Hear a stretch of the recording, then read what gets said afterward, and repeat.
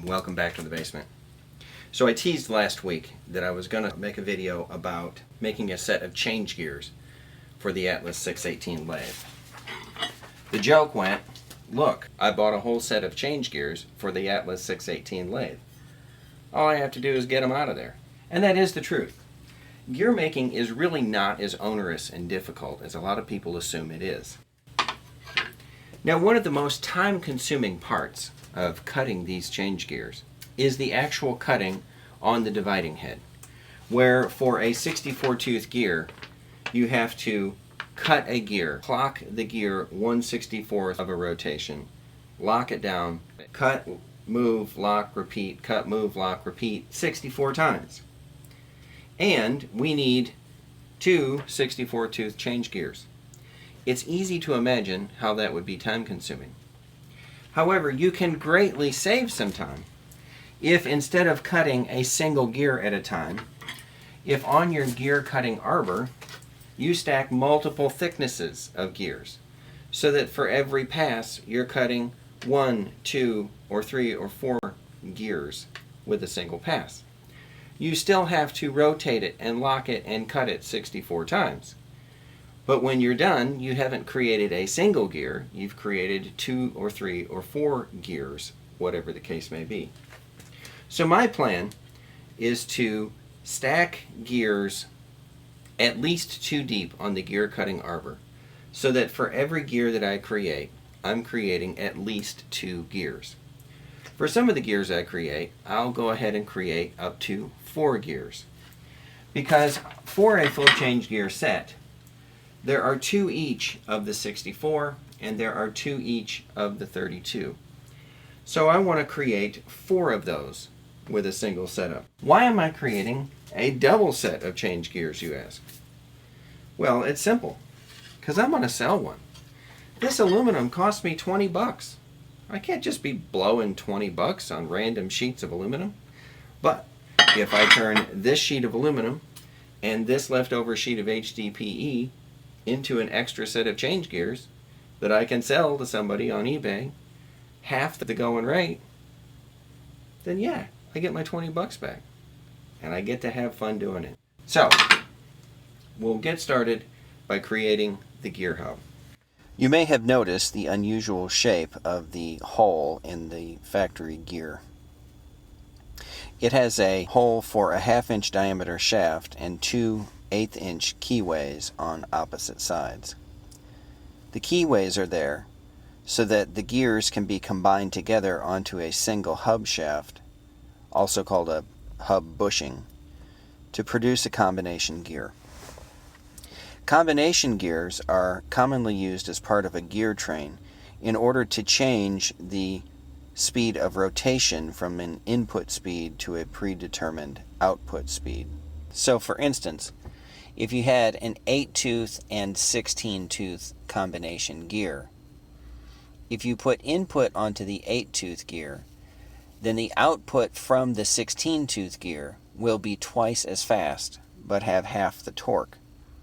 But if you put input onto the 16-tooth gear and took the output from the 8-tooth gear, the speed will be cut in half, but the torque will be doubled. In order for our change gears to be compatible with the Atlas factory gears, our gears will have to have the same configuration for the center hole and keyways. The traditional method of creating keyways is to use a tool called a broach that, when forced through the hole in the gear, progressively shears away the square notch. I don't want to go that route because, for one, it's expensive.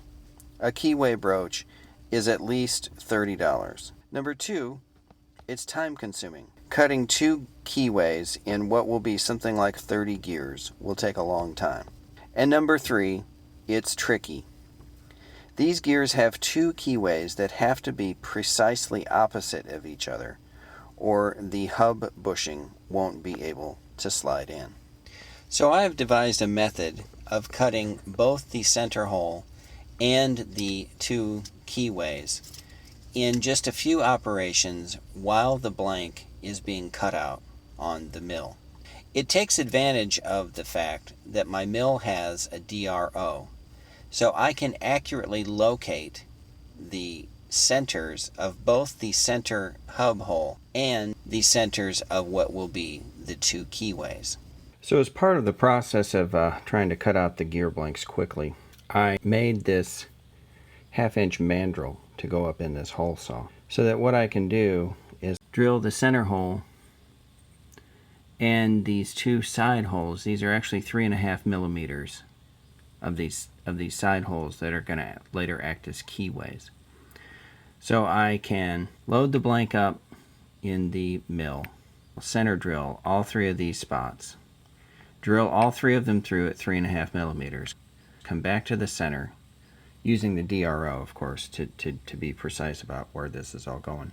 Drill the center out 1/2 inch, and then put the hole saw, the mandrel, now fits cleanly in that 1/2 inch and guides the hole saw through. So that in one operation, I have the center drilled and I have the keyways finished as well.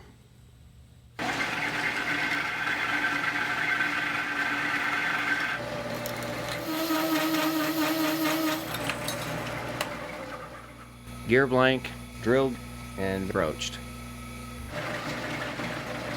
Now let's see how close our factory bushing gets to just slipping right down in there. Very close indeed. Yeah, I like that. So just a little bit of massaging these broaches when I'm done, and I'll have a nice tight bushing fit, all without doing extra setup and everything for every gear.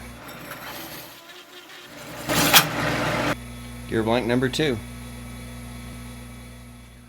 On the HDPE, it pushed right through without any filing or intervention at all. It's a real nice snug fit. That's just great. So here I've begun turning an arbor that I'll be using to cut the gears later.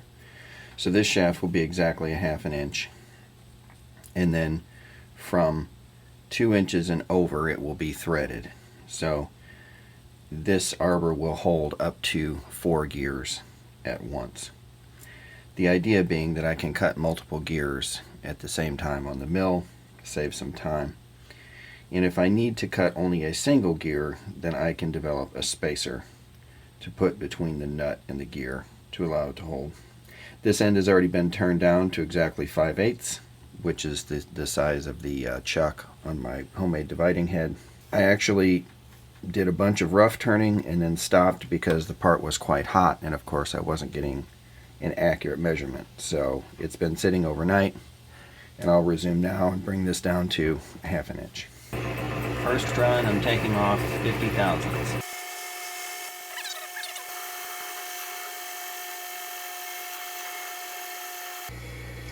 Five, 34.5. Let's take off 30.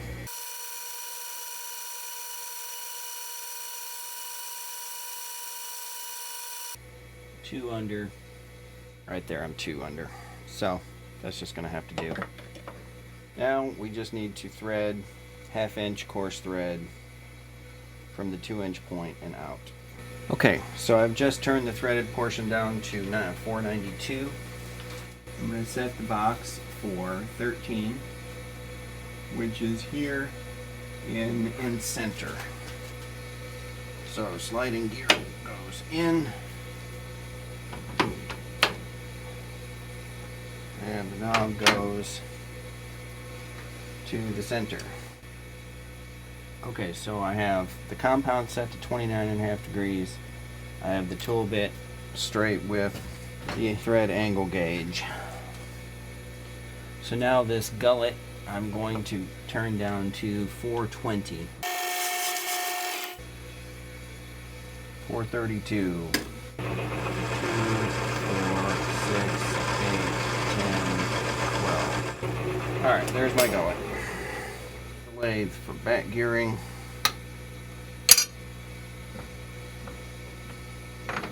Touch it off. Engage the gear. Thread cutting oil.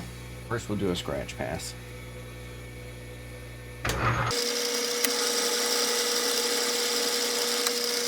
take our thread gauge. Yep, that's 13, sure enough. So, out 100. Back to start. Back into 45. I'm gonna add 15. And we'll wait for one to come around again.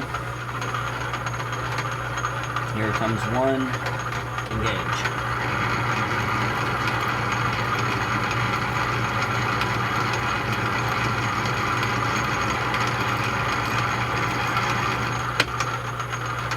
Out, over, back in,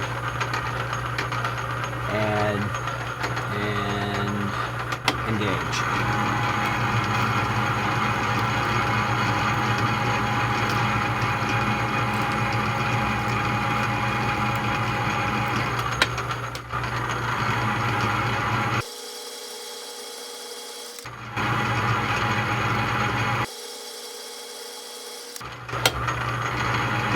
See how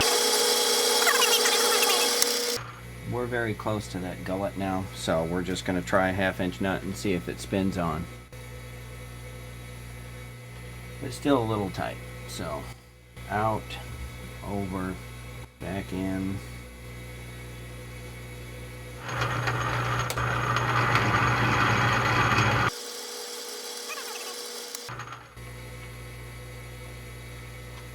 And there we go.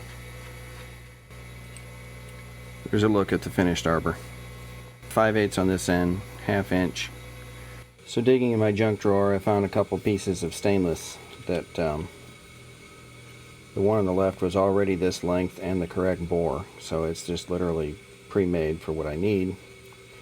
This one I cut to length and bored it out to 1/2 inch. Between these two spacers I can clamp up any combination of up to 4 gear blanks.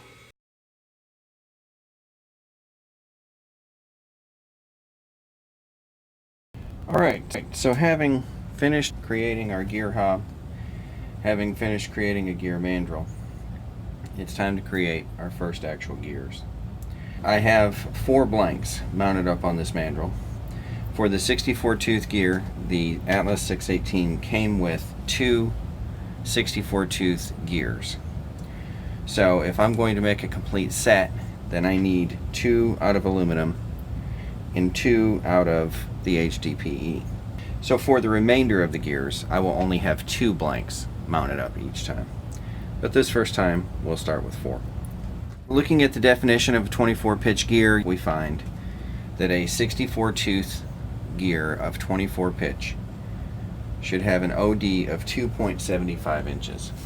Their current diameter is 2.799. It's not a lot of room, actually. 750. I've got 40 thousandths I can take off, and these still work. So let's start cutting and see what happens. This.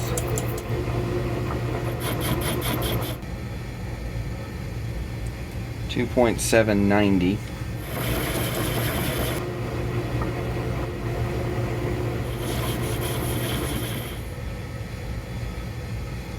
$2.768.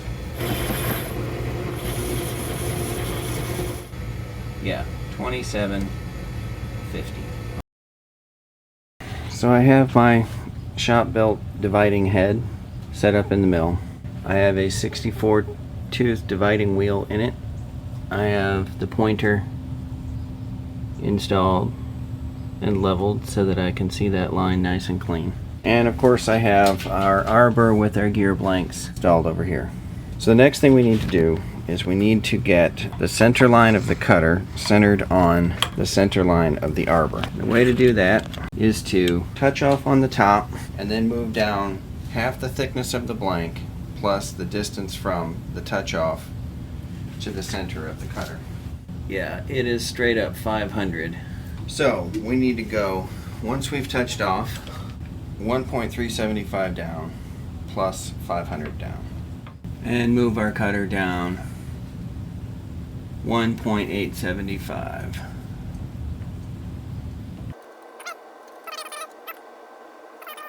and lock it. Our hole depth is 94 thousandths. So using our DRO, we will touch off until we've just skimmed the outer surface, drive in another 94 thousandths, and then make cuts. It's yet to be seen if I'm going to have to support this end. In a perfect world, I think I would, and I may stop and give that some thought. Alright, I'm back.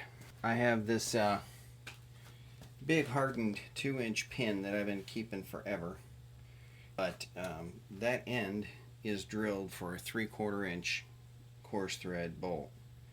So I made a T-nut that can fit in this slot with a 3/4 inch bolt coming up out of it. It's only designed for 5/8. I had to grind the sides of the bolt a little bit. Screw this pin on nice and tight so the pin's nice and solid, and then made up this strap face to strap to the pin. This is 1/2 inch, and then a 60-degree center made out of 3/8 all thread screwed into here that's adjustable left and right. So I have it adjusted in to catch the center. You know, the idea is not so much to be, dead on within 1/1000th of an inch, but just to keep this end from resonating, from flopping around while it's under cutting loads. Alright, so all we have to do now is turn on our DRO. The DRO is on. It is 0 set. I'm going to touch off, feed it in 94 thousandths, and then approach the work and see how the cut goes. There's touch off. 0 set on the DRO. Feed it in 94 thousandths. Lock it down. Little dude.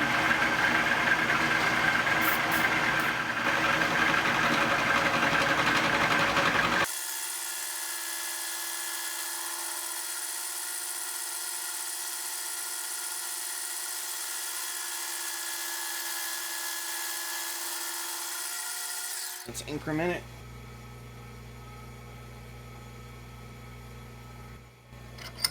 Didn't even have the clamp on last time, which is probably not that smart, but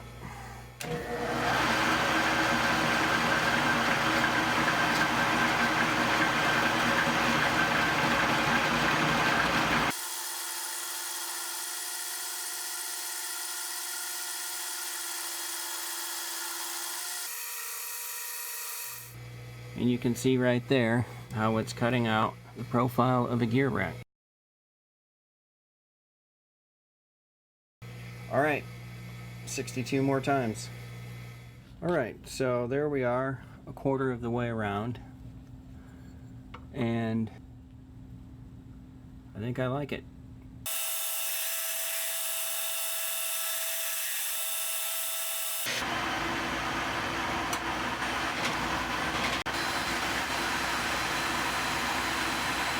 So, a mere 64 cycles, actually 65.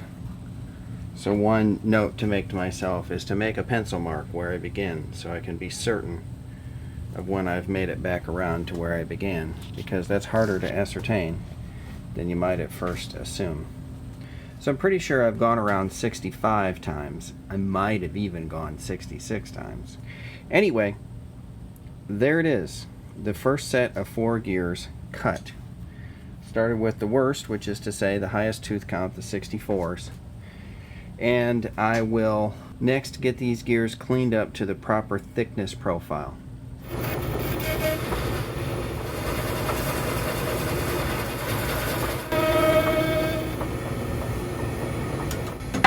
Just a bit of a bevel on the edge of the teeth.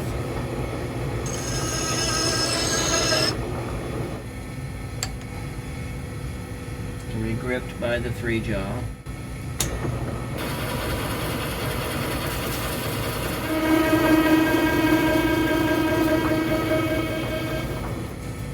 Here we are, facing the last gear. This side is already faced and has the relief back behind the face of the teeth. I mean like this. Because the face of the teeth should be the widest part of the gear so that you don't get rubbing of the gears up in here when the gears are, the gears are running next to each other in a multiple gear train. You want this part to be narrow so that you don't get rubbing in between. The face of the gear should be 360 and the hub of the gear should be 375. I will do the hub of the gears on the milling machine, but for now we're worried about the face of the gear and then the relief across the field there. At this point, the face of it is 445 wide, and we're going for 360.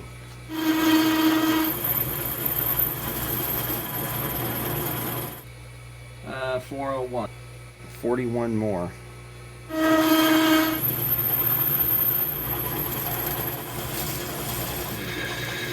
So the last thing we're going to do is move over to about here. I have the cutter about there where I want to begin the bevel. And I'm going to actually go slightly farther. Right about there.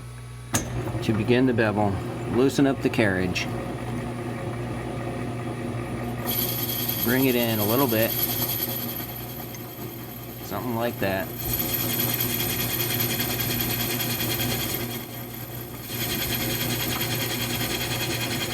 And just bring it into the center. So this provides us our relief. And voila! The gear is almost complete. Having faced off the outer edges, faced off the hubs, it's a decent looking product.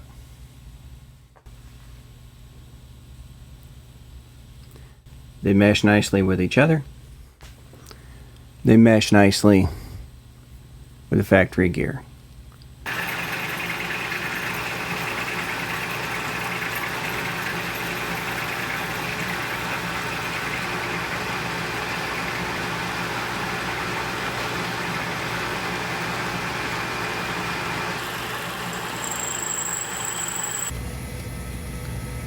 There it is.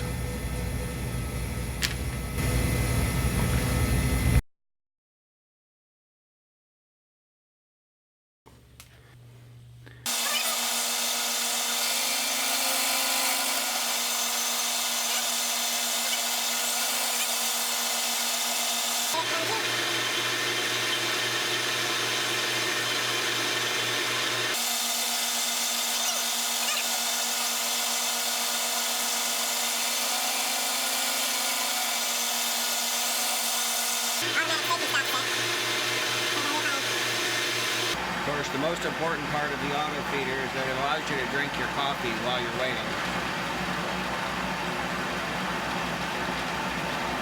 It's worth $130 just for that.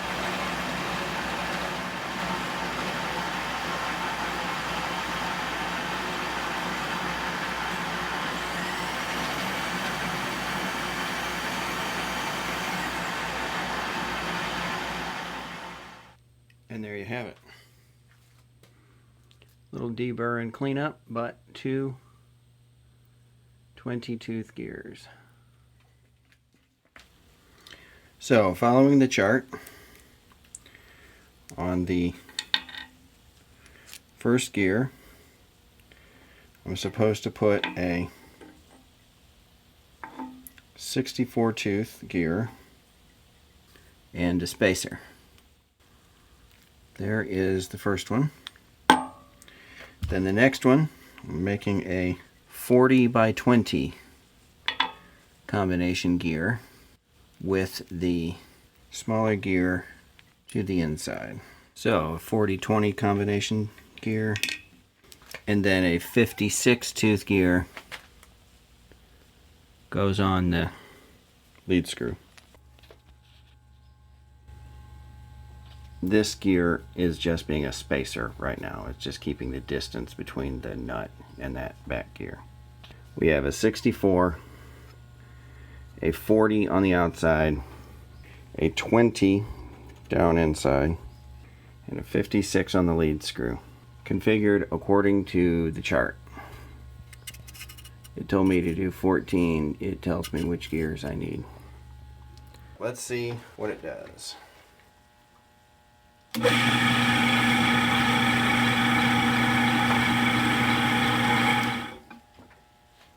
So far, so good.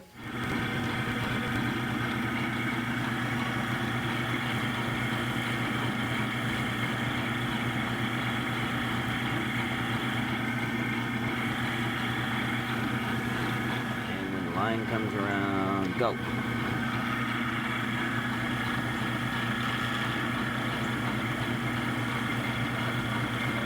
And there it is, cutting threads. 14 TPI in this case. 7/16 coarse nut.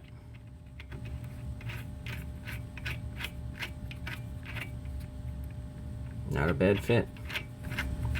So that's really all there is to it. Build a hob using whatever geometry is appropriate for the gear you're trying to create. Set it up in an indexing head. Nice clean arbor to hold the parts on. And voila! Change gears for an Atlas 618 lathe. And hey, thanks for watching.